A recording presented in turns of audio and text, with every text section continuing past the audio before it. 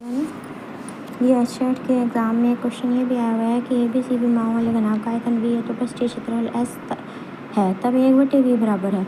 तो यहाँ क्या होता है, घनाभ का आयतन वॉल्यूम अगर हम सूत्र लिखें तो लंबाई गुना चौड़ाई गुना ऊंचाई, तो A Guna B Guna C हो जाएगा।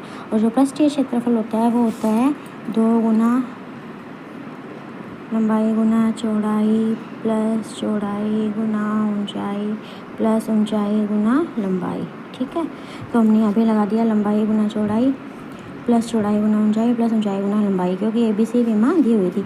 अब हमें S और V के फॉर्म में लेना है तो हम क्या करते हैं, इस पूरे को V से डिवाइड कर देते हैं। ABC इसके नीचे आ गया और ये जो ABC यहाँ क्या होगा, AB से AB कैंसिल हो जाएगा, तो ये बचेगा S अपॉन में V इज इक्वल टू 2, ये बन गया 1/C। इधर बचेगा 1/A और इधर बचेगा 1/B।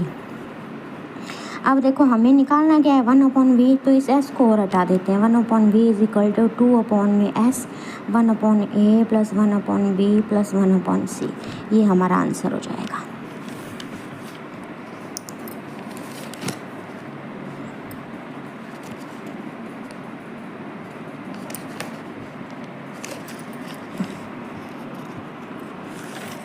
पृष्ठीय क्षेत्रफल 384 वर्ग मीटर वाले घन का आयतन होगा।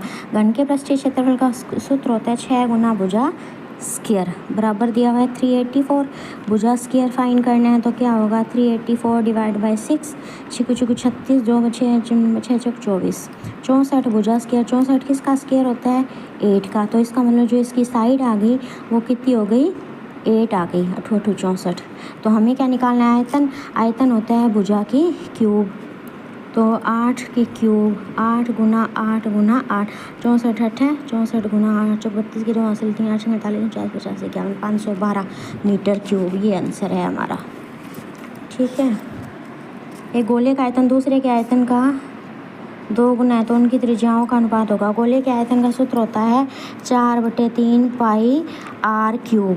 पहले गोले का ले लेंगे हम 4/3 पाई, दूसरे के R1 की क्यूब।